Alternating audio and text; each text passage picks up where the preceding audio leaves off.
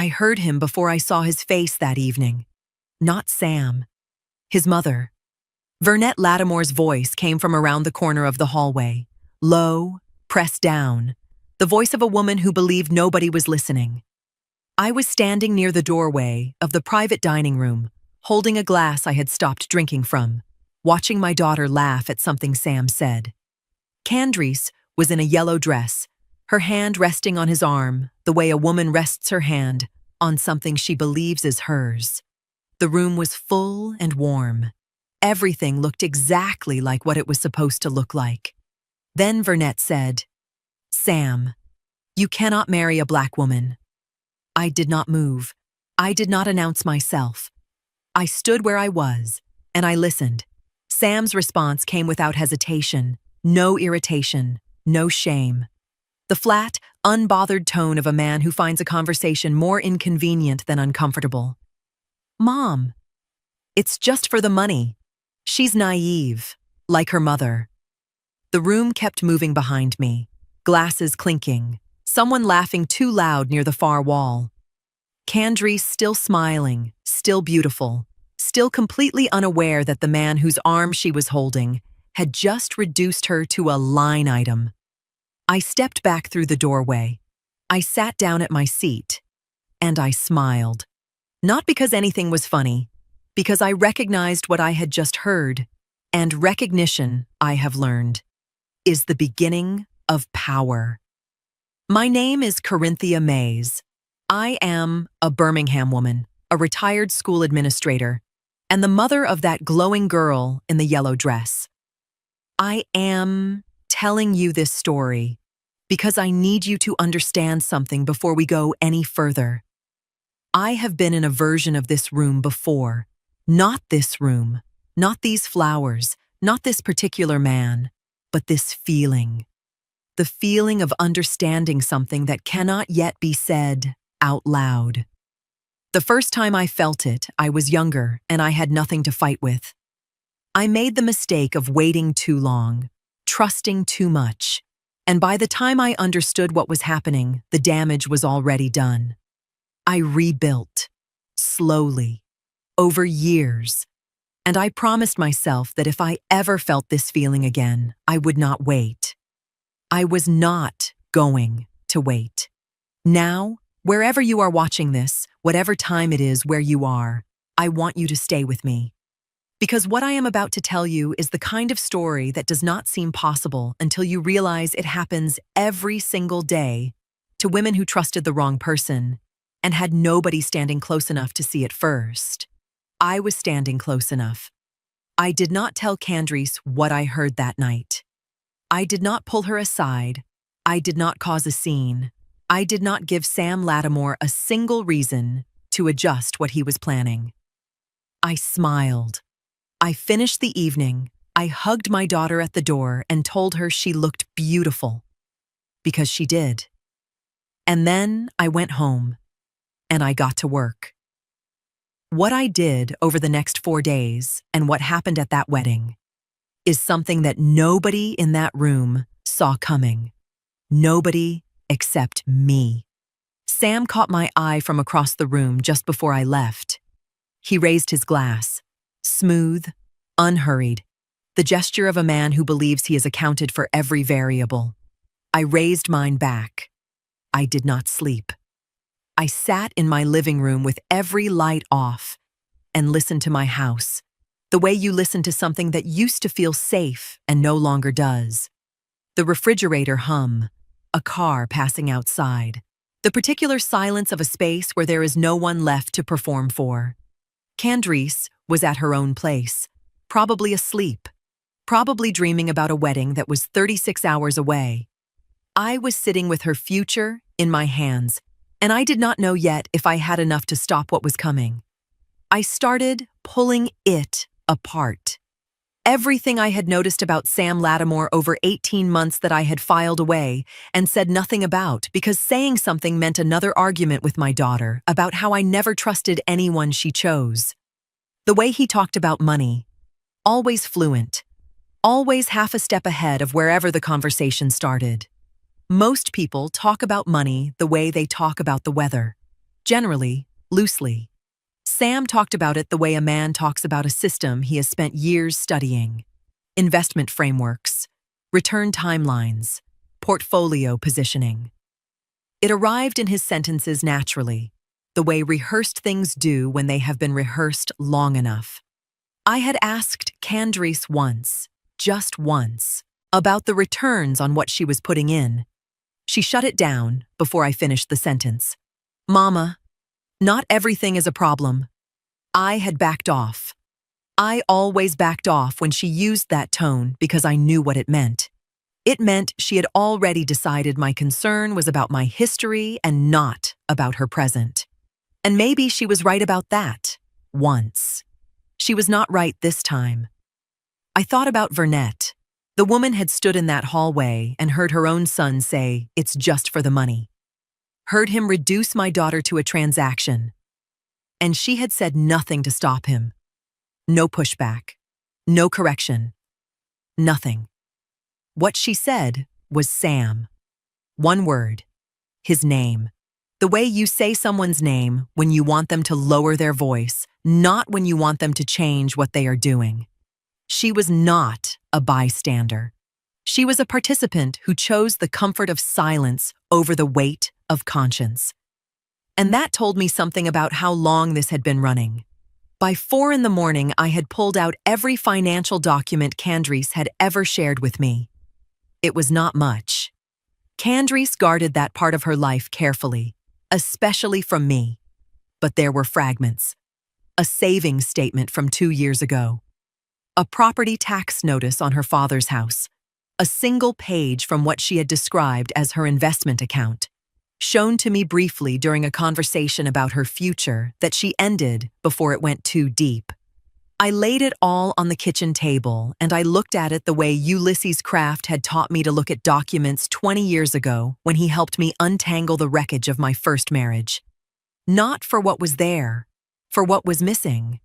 Some of the numbers looked polished in a way real documents rarely do. Too clean, too consistent. Enough to bother me. Not enough to prove anything. At 6 a.m, I picked up the phone and called him.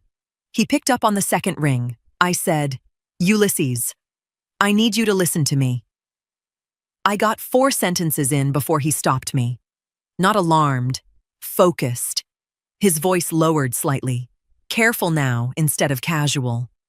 "Corinthia, slow down." I heard papers moving on his end. Then, "Don't assume anything yet. Bring me every document you've got. Let me look at it before you decide what this is." Candace was already inside when I arrived, standing in front of the mirror in her wedding dress while the seamstress worked the hem. She looked up when I walked in, and her whole face opened the way it used to when she was small, and I was the person she was most glad to see. I smiled. I sat down. I performed joy like my life depended on it. Because hers did. The fitting moved the way these things move. Small adjustments, quiet instructions, Candace turning slowly when she was asked to.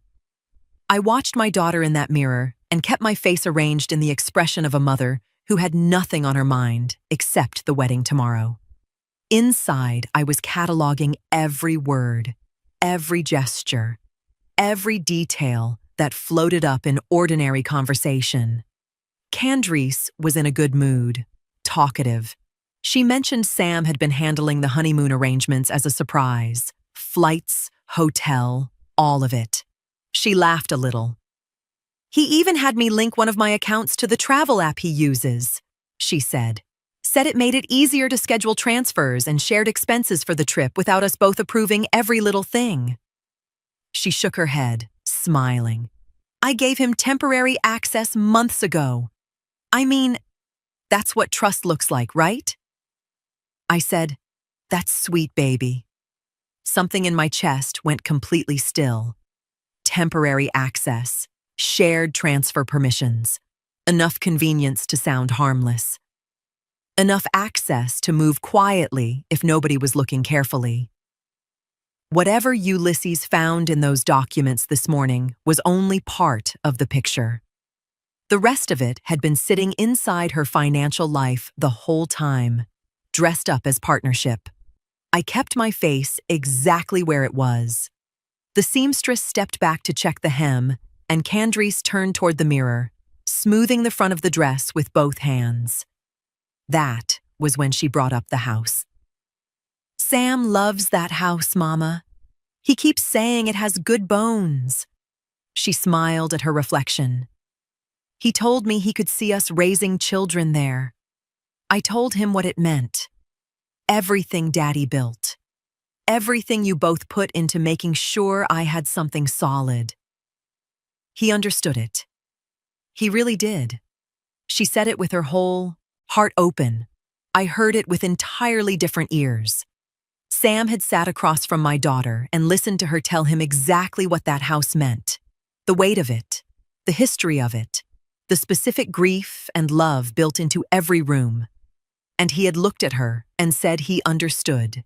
He understood it perfectly. That was the problem. I knew then that I was not looking at a man who had wandered into an opportunity. I was looking at a man who had identified a target, studied it carefully, and let my daughter hand him the key with her own words. I could not tell her that. Not here. Not in this room with her standing in her wedding dress, looking at me like I was still the person she was most glad to see. There is a particular grief in knowing something you cannot yet say. It does not announce itself loudly. It settles into the body quietly, the way cold does, not sharp, just present and deepening. I hugged her at the door when we were done, told her she was going to be beautiful tomorrow. She kissed my cheek and walked to her car. I walked to mine. I sat down.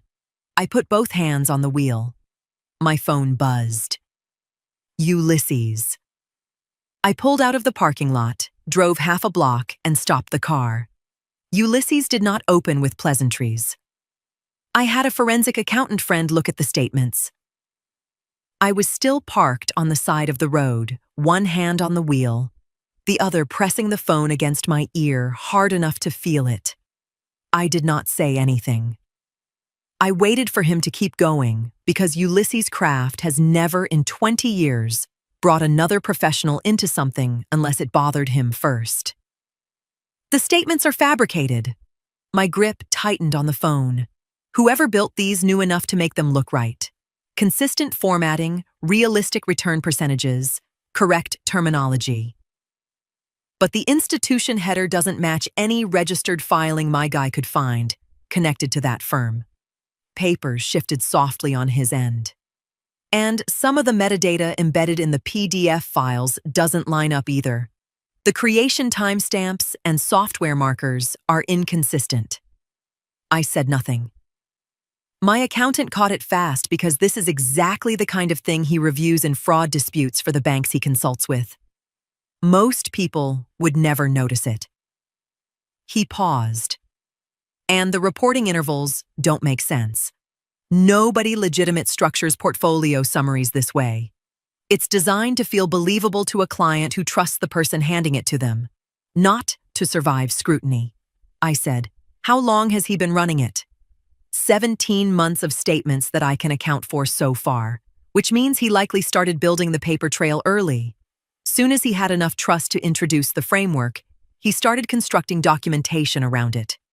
1 month in, Sam had sat across from my daughter, smiled at her, listened to her talk about her future, and within weeks had begun constructing a financial fiction designed to hold her money while she believed it was growing. "What kind of numbers are we looking at?" I asked. "Modest. That's what makes it work." He never got greedy on paper. Small, consistent returns, the kind that don't excite anybody but don't raise questions either. A woman who trusts the man showing her these statements has no reason to push back. Especially, Ulysses stopped. Especially what? Especially if anyone who did push back got shut down. The words landed somewhere specific. I thought about the one time I had asked Candace about the returns. She had ended the conversation in 4 seconds flat. I had told myself it was our history, my interference, her defense of a man she loved. I had backed off because backing off felt like respecting her choices. I had been right to be curious. I had been wrong to mistake my discomfort for the problem. That had been sitting in me since the night before. It settled heavier now. "She showed me one page," I said. "Once, about 8 months ago." One page is enough to show someone without showing them anything. He controlled what she saw and when she saw it. That's not careless. That's managed. Ulysses let that sit for a moment. Corinthia. Every financial projection your daughter was shown appears to have originated from documents nobody can independently verify. I sat with that. Candace had believed she was building something. She had believed the numbers were real. The growth was real. The future they were planning together was sitting somewhere accumulating quietly on her behalf. None of it was there. "Is that everything?" I asked. Not because I believed it was, because I needed to hear his answer. Ulysses was quiet for exactly the kind of pause that prepares you for something worse. "No. This is the first layer. I'm still tracing transfers and account activity." Another pause. "Give me until tomorrow evening. I want to be certain before I say more." I asked him what he thought he was going to find. He said, "I don't speculate. I document. I'll call you when I have the rest." The line went quiet. I sat in that parked car and looked at nothing for a long time. Tomorrow evening. The wedding was tomorrow morning. I did not know what my daughter was doing that evening.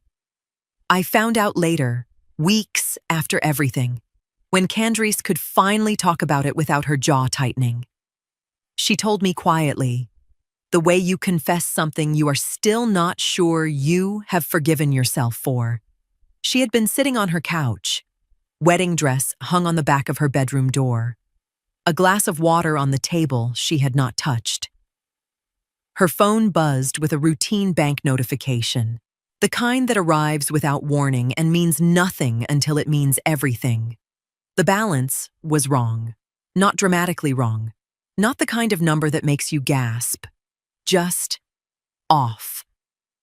Quietly, specifically off in the way that makes the back of your neck go still before your mind catches up. Candace stared at it. She told me she opened the account screen and looked at the transaction history. There was a line she did not immediately recognize.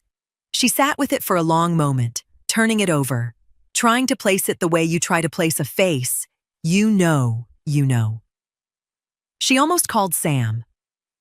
Then she almost called me. She told me my name came up on her screen for 3 full seconds. Her thumb was right there. She said she could feel herself about to press it. And then something stopped her. Not suspicion of me.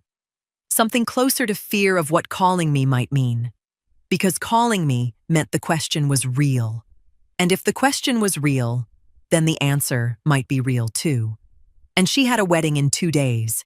She put the phone face down on the cushion beside her, told herself it was a display error, a system lag. These things happen with mobile banking. Everyone knows that. It would correct itself by morning. It always did. She picked up the remote. She did not watch whatever came on. I did not know any of this that night. I was sitting at my own kitchen table with Ulysses's preliminary notes spread in front of me, reading the same lines repeatedly because my eyes kept moving without my mind following. 17 months of constructed statements.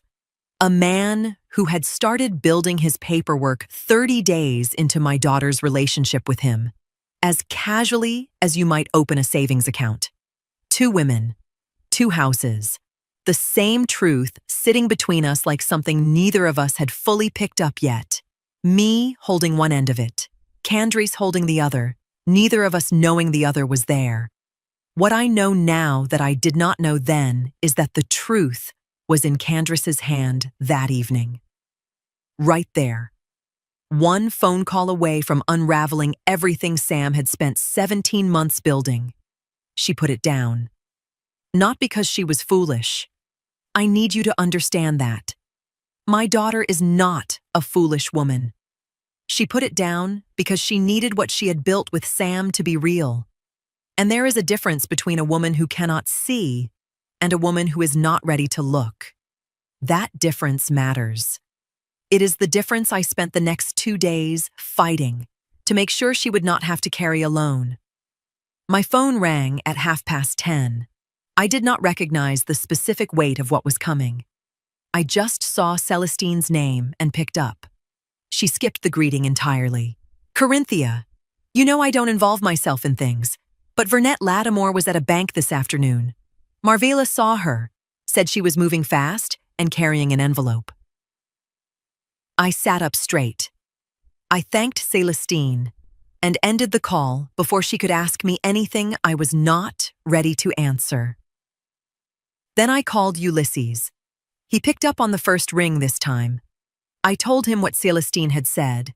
Vernette at a bank that afternoon, moving fast, carrying an envelope. When I finished, he was quiet in the particular way he gets quiet when something has just confirmed a direction he was already looking. "Full name," he said. "Vernette Lattimore." "Bank?" I did not know which one. I told him Marvela had not said. "Doesn't matter yet." Papers shifted softly on his end. Candace signed authorization this afternoon letting me request preliminary account activity tied to the transfers we already flagged. If Vernette accepted funds connected to one of those movements, it'll surface fast enough. Give me an hour. I put the phone down and sat with what I knew. Vernette had not gone to that bank for herself. Women like Vernette, women who have spent decades building a particular image in a particular community, do not move fast and carry envelopes unless someone they love has asked them to. Sam had asked, and she had gone, the same way she had stood in that hallway and heard him say, "It's just for the money," and chosen to say nothing except his name in a lowered voice. She had been making that choice for him for a long time. I could feel it. I thought about what it means to protect a child at the cost of your own conscience. I have made sacrifices for Candace that I would not catalog out loud. But there is a line, there has always been a line, between protecting your child and participating in what they are doing to someone else's. Vernette had crossed that line the moment she stayed silent in that hallway. She crossed it again when she walked into that bank. Her silence and her signature were the same decision, just made in different rooms. Ulysses called back in 50 minutes. "We found a transfer tied to her account. $18,000, 3 days ago." Papers shifted on his end. "The receiving account is under Vernette Lattimore's name. One of the intermediary accounts routing the funds overlaps with transfers we're already reviewing." I asked, "How do you know she received it personally?" "The branch processed it in person. Her signature is on the receipt acknowledgement. Full legal name." I said, "Did she know where it came from?" "I can't prove what she knew. What I can prove is that the transfer carried enough irregularities that a reasonable person would have asked questions." His voice stayed calm. "Large incoming transfer. Temporary holding instructions. Money routed through an intermediary account instead of directly from an investment institution. If this goes where I think it's going, investigators will care about whether she ignored obvious warning signs." I sat with that for a moment. Sam had told her it was an investment disbursement he needed, held temporarily. I was certain of it. That was exactly the kind of language he used. Reasonable, financial, just technical enough to sound legitimate, and just vague enough not to require follow-up. And Vernette had accepted it because she had built a life of accepting things from her son without asking what they actually were, and calling that love. She had resented this marriage from the beginning. She had resented Candace, but she had gone to that bank for Sam because that is what she did. That is what she had always done. "Corinthia." Ulysses' voice shifted, not louder, but weighted differently. This is starting to move beyond a private family problem. I already knew that, but hearing it said plainly by a man who only speaks when he is certain made it real in a new way. "Get some rest," he said. "I'm not done." He ended the call. I looked at the clock. The wedding was in less than 12 hours. Then my phone rang again. "Ulysses. All ready," he said. "I found something else, something larger." Ulysses did not make me wait. There is a home equity loan application tied to the property Candice inherited from her father. It hasn't funded, but someone started the process. I heard every word. I sat completely still and let them arrive one at a time. The signature authorization attached to the preliminary application isn't hers. Someone forged her signature. Someone attempted to. I have known Ulysses Craft for over 20 years. In that time, I have heard him deliver difficult information to people who were not prepared for it. He always does it the same way, cleanly, without cushioning, because he believes the truth lands better when it is not wrapped in something softer than itself. I have always respected that about him. That night, I needed every word to be exactly as hard as it was. "Walk me through it," I said. He did. The property came to Candice through her father's estate, inherited, never jointly held, never commingled with any shared finances, under Alabama law that kept it legally separate. Sam had no automatic claim to it and no legal ability to leverage it without Candice's direct authorization. He had been working around that. Corinthia. He had been talking to Candice for months about refinancing jointly, framing it as the natural next step, building their future, investing in something they would both own. Candice hadn't agreed yet. She was still thinking about it. Sam had stopped waiting. The lender flagged inconsistencies before final underwriting. That's how this surfaced. The application package was submitted 11 days ago through an online portal using uploaded identity documents and electronic authorization forms, but some of the verification steps were still incomplete. He paused. The signature formatting didn't fully match prior records attached to the property file. Then the lender's fraud review software kicked it for manual review before funding approval. I closed my eyes. If this had moved further along after the wedding, shared address changes, merged finances, routine verification calls. He was probably betting the process would look normal enough not to trigger immediate scrutiny from Candice, especially once they were legally married. I said, "The wedding was never the destination." "No, the wedding was the cover. Everything before it was positioning. Everything after it was collection." I put the phone down for a moment without ending the call. Just held it against my chest and breathed.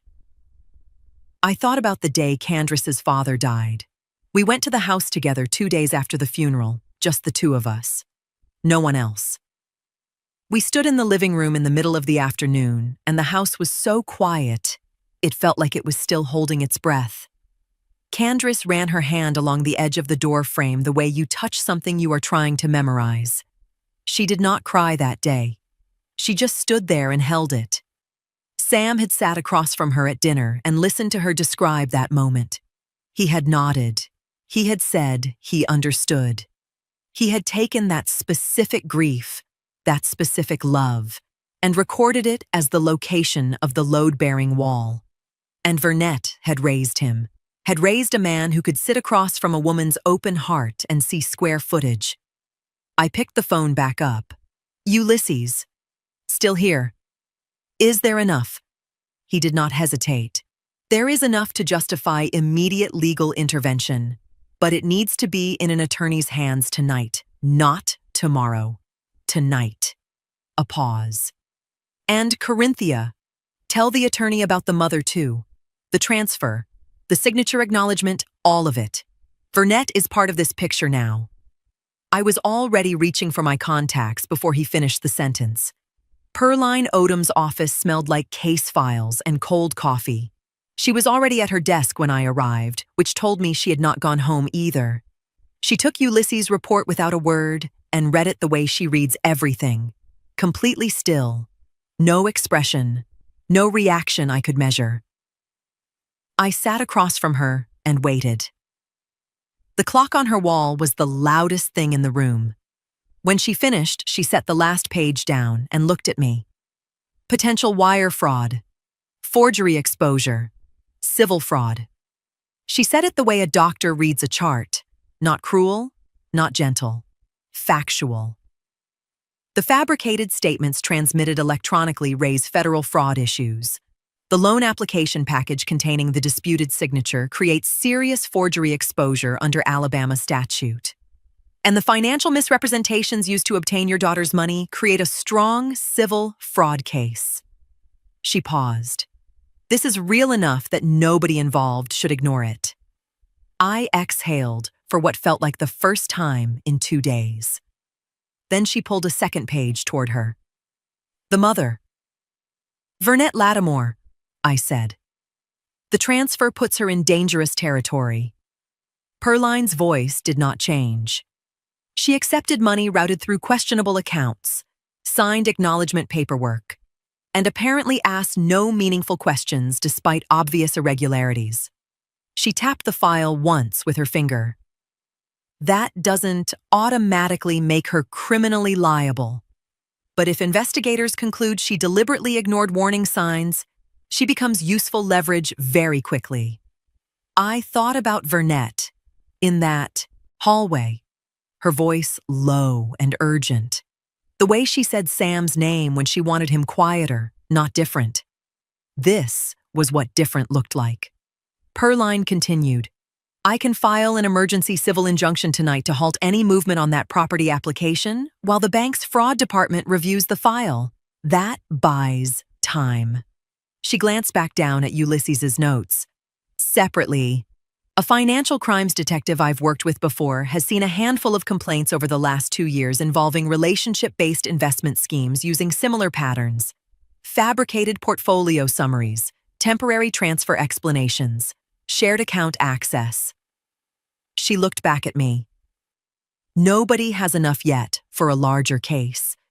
But your future son-in-law's name now overlaps with documentation they may want to review more closely. That settled heavier than everything else had.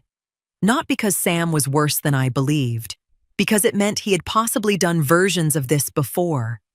Perline set both pages aside and looked at me with the first non-legal question of the evening. Are you prepared for what this does to your daughter before it helps her? The room went quiet. I thought about Candace in her wedding dress, her hand on Sam's arm, the way her face opened when I walked into the fitting. I thought about what tomorrow was going to do to all of that. The dress, the flowers, the version of her life she had been building toward. Then I thought about the door frame she touched the day her father died. The house Sam had tried to reach with forged paperwork. Yes, I said. Perline nodded once. She picked up her pen. The injunction request goes out tonight. The bank will receive a fraud alert attached to the pending application by morning. She closed the folder carefully. As for Sam and his mother, the detective intends to make contact before they leave town. Quietly. No public spectacle unless somebody creates one. I looked at her. At the wedding. Most likely before or immediately after the ceremony begins. The goal is containment, not theater. She said it plainly. The way you say something when you need the other person to understand that events are already in motion, and the only remaining question is whether they're emotionally prepared for them. I looked at her.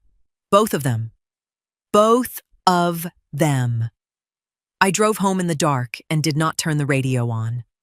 I got home at 8:30 and sat in my car for 10 minutes before I went inside.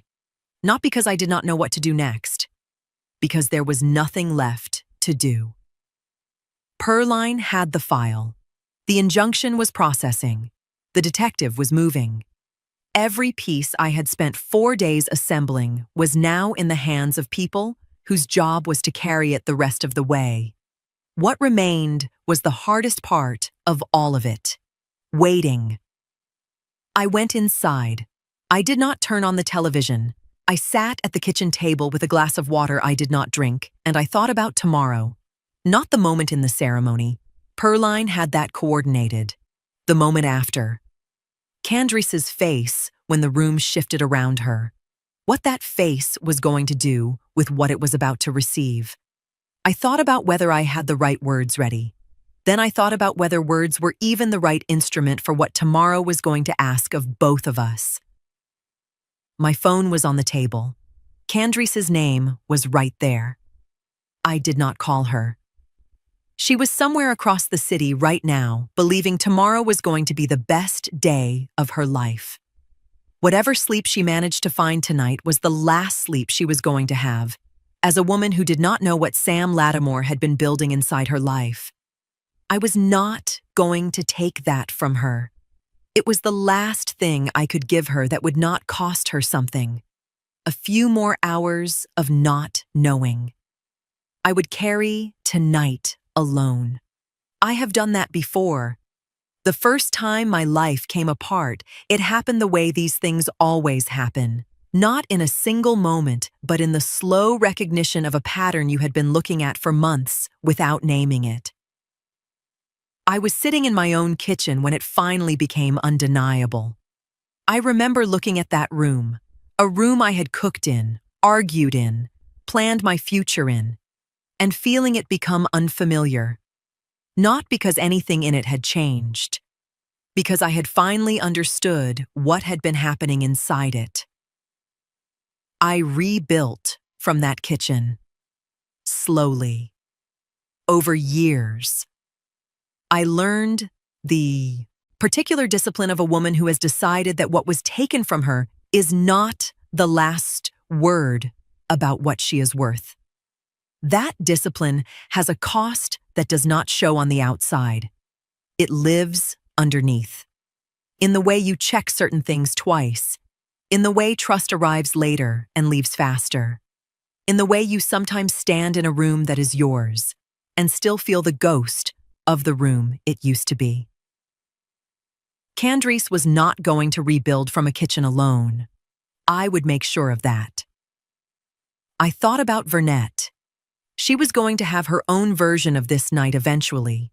Not because of a husband, because of a son.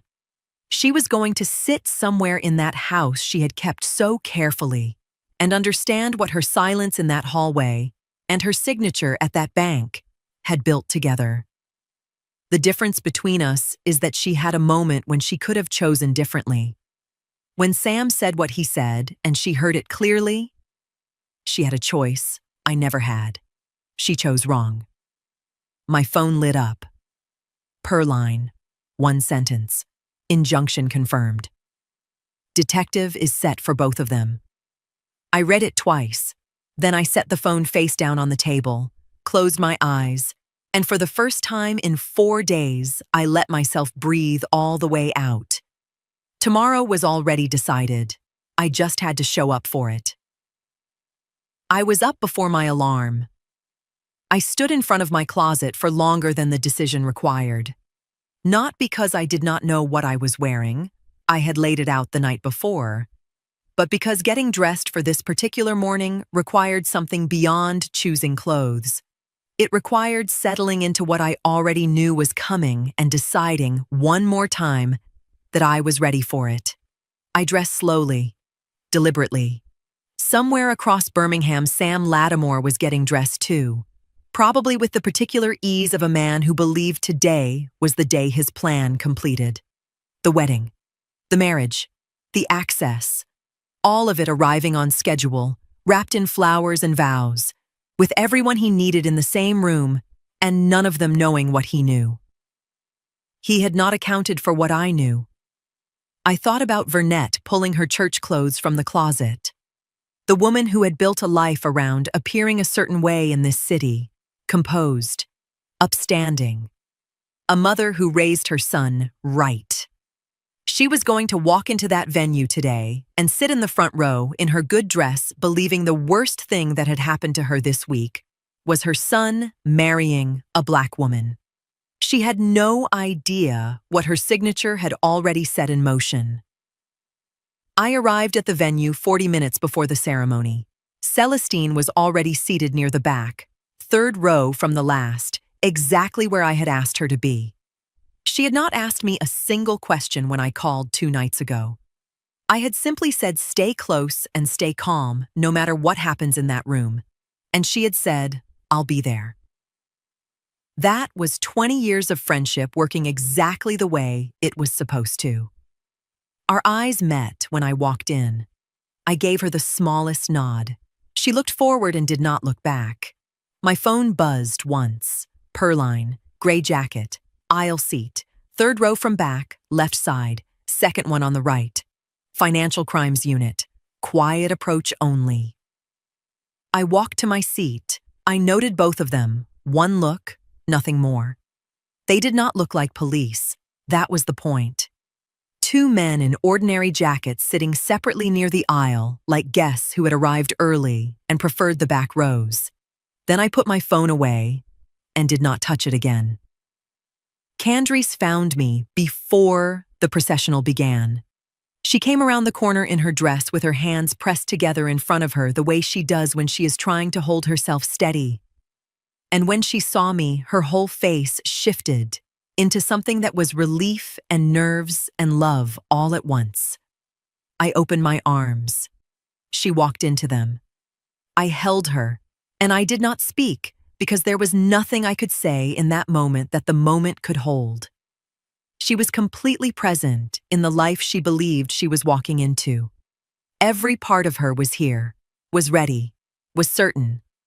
She pulled back slightly. Mama, you're holding me too tight. I loosened my arms. I did not let go. She laughed a little, straightened her dress, and went to take her place. I watched her walk away, and I kept my face exactly where it needed to be. The ceremony began. Sam was at the altar. He scanned the room the way he always did, measuring, accounting.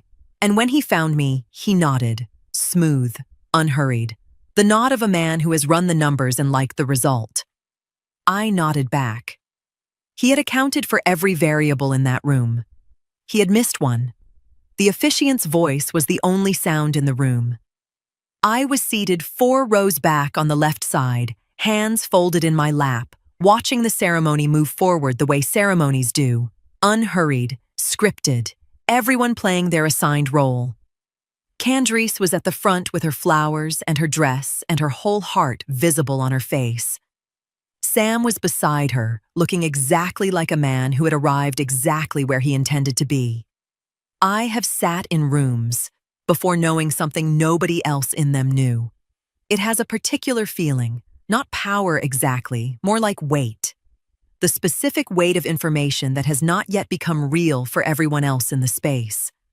I sat with that weight, and I watched.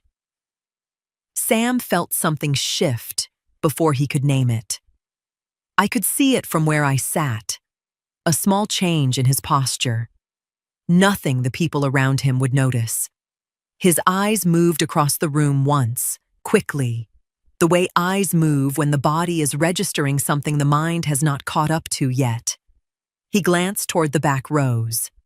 Vernette was composed, back straight, hands folded, the careful posture of a woman performing attendance at an event she had never wanted. She had come because Sam asked her to. She was sitting in the front row in her good dress in front of every person in Birmingham she had ever needed to think well of her. She did not know her name was already attached to investigative paperwork moving through attorneys and the bank's fraud department. She did not know the transfer she had accepted had already triggered formal review through the bank's financial crimes unit. Sam looked back at the officiant, rolled his shoulders slightly, settled.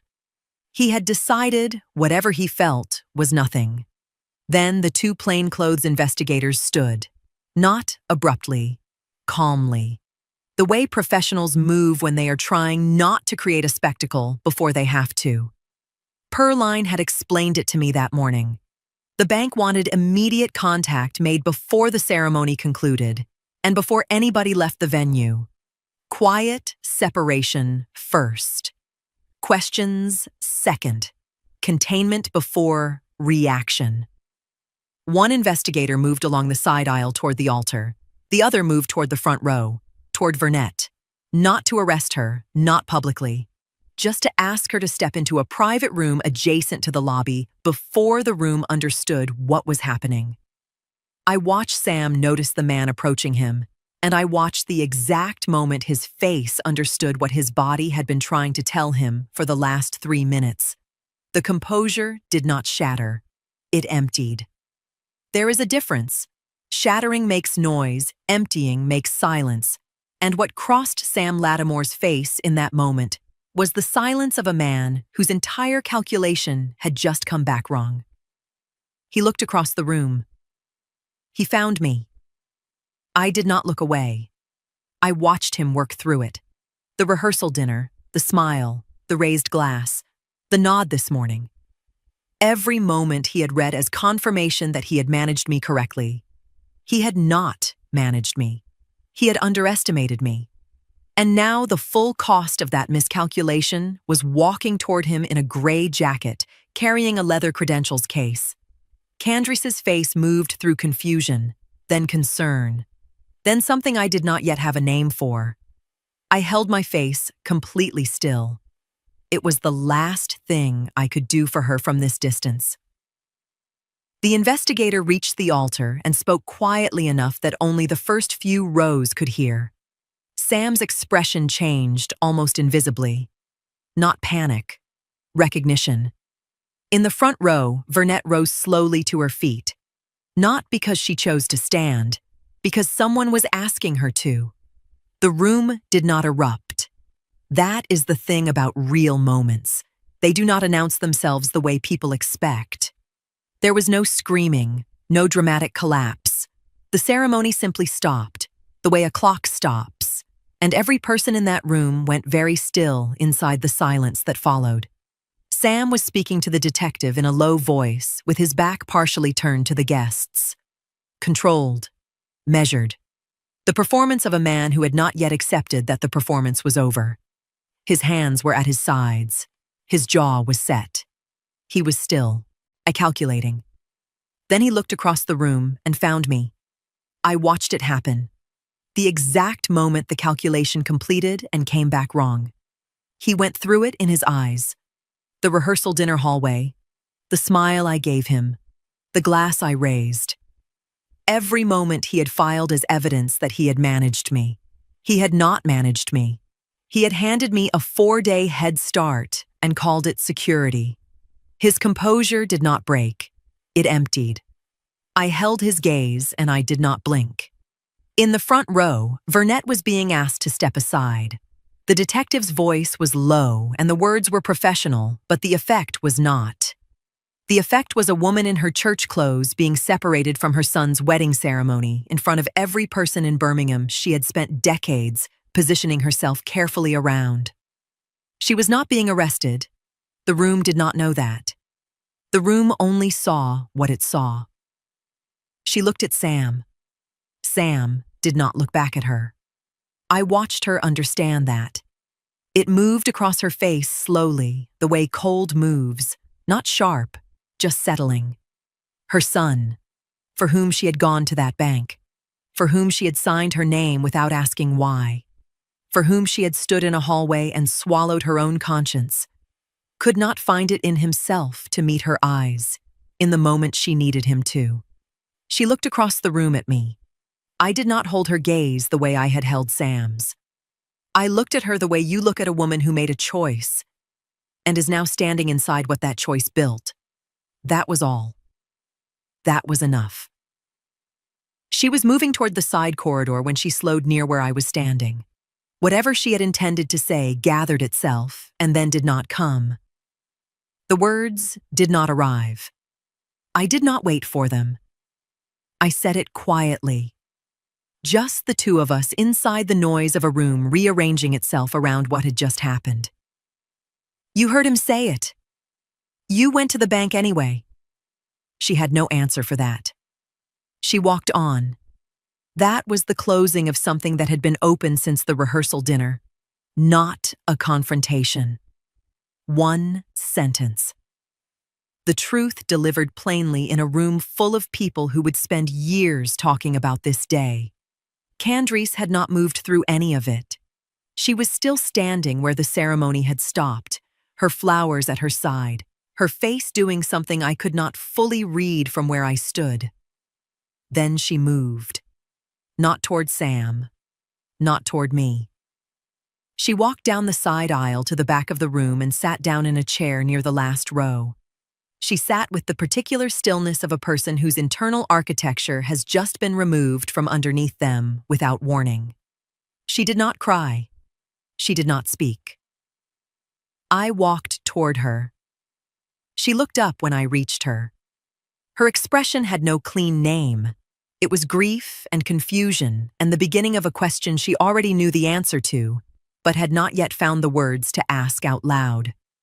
The flowers were still on the tables. Nobody had thought to move them yet. The room was nearly empty, a few guests lingering near the entrance, not sure whether to leave or stay, doing the thing people do when something has happened that does not have a social script. Pearline was near the far wall with her phone and her folder. Vernette had been walked to a side room 10 minutes ago. Sam was gone. Candace and I were sitting in 2 chairs that someone had arranged for guests, and nobody had rearranged since. Not across from each other, side by side, facing the empty space where the ceremony had stopped. I told her everything, not the legal structure. Pearline would walk her through that in her own time and in her own language. What I gave Candace were the human details. The hallway at the rehearsal dinner. What I heard and what I recognized underneath it. Not the racial hostility, I told her. I have survived that before. What I recognized was the coldness. The architecture of a man who had looked at her and seen a position rather than a person. She listened without interrupting. I told her about Ulysses, about the 4 days, about the fabricated statements and what they meant. That every number Sam had ever shown her, every projected return, every conversation about their financial future together, had been built on documents that did not exist. The quiet on her face shifted. I watched her get there. The moment she understood where Sam had gotten his blueprint. Not from research, not from observation, from her. From the things she had told him in the early months when she believed she was being known by someone who wanted to know her. She had handed him her inheritance story, her father's house, her mother's history, her own financial picture, all of it offered freely, the way you offer things to someone you have decided to trust. He had taken notes. She said, he used what I told him. Yes. She sat with that. Then, what about Vernette? I told her about the wire transfer, the signature, what the law calls a person who accepts funds without asking questions they had every reason to ask. Candace was quiet for a moment. Then she said, she heard him say it, and she still came and sat in the front row. Yes. And the law is going to deal with her too. Pearline is handling it. She nodded. Not satisfied exactly. Something more complicated than satisfied. The nod of a woman filing information away to process later when she has more room for it. Then she turned and looked at me directly for the first time since I had sat down beside her. How long did you know something was wrong? Not the fraud. Him. I did not look away. Longer than I said anything. Why? Because I knew you wouldn't hear it from me. She held my eyes for a moment. Then she looked back at the empty room in front of us. She did not argue with it. We both knew it was true. We had built that particular dynamic together over years, her resistance and my interference, and the long, complicated space between a mother who saw too much and a daughter who needed to see for herself. That space had cost us both something this week. After a while, she said, "I want to see the documents." I looked toward Pearline. Pearline crossed the room without being asked twice and set the folder on Candace's lap. Candace opened it. She began to read. She read for a long time. Nobody spoke. Nobody moved. The flowers were still on the tables, and the room held all of it. The wreckage, the truth, and two women sitting inside both. Pearline called 3 days after the wedding. "The formal charging process has started," she said. "Wire fraud exposure, forgery, financial fraud." Papers shifted softly on her end. "The bank officially voided the pending loan application after the fraud review. The property is clean, wholly in Candace's name, untouched. And the recovery process on the unauthorized transfers is moving through the fraud department." Then she told me about Vernette. The civil investigative demand had been served. Vernette's attorney had done exactly what Pearline predicted, advised cooperation immediately. Vernette had sat across from investigators and answered every question they asked. Sam's instructions, the wire transfer, what he told her it was, and what she chose not to ask. Her statements were now part of the investigative file being built against her son. The $18,000 was already being moved toward recovery. I thought about Vernette sitting across from those investigators in whatever room that happened in. 30 years of carefully maintained standing in Birmingham's church community, the good dress, the composed posture, the reputation she had polished like furniture. And now she was the woman cooperating with investigators to protect herself from becoming part of the case. That city is not large enough for that to stay private. It never has been. She had stood in that hallway and said nothing. Now she had sat across from investigators and said everything. Those two decisions had found each other in the end. Candace called that evening, not about the case. She said, "Can I come over?" I said yes before she finished asking. She arrived with food she had stopped to pick up on the way, which told me she had been in the car thinking about this visit long enough to prepare for it. We ate mostly in silence at my kitchen table. The comfortable kind. The kind that has known the same two people for a long time. After a while, she said, "He knew about Daddy's house." Yes. I told him what it meant. Everything it represented. I handed him exactly what he needed. "You trusted someone you loved," I said. "That is not the same as handing him anything." She was quiet. Then, "I almost saw it. The night before the wedding. I had it right there in my hand, and I put it down." "I know." She looked at me. "How do you know?" I set my fork down. "Because I did the same thing once, a long time ago. And it cost me more than I want to count." She waited. So I told her. The full story, not the outline, the truth.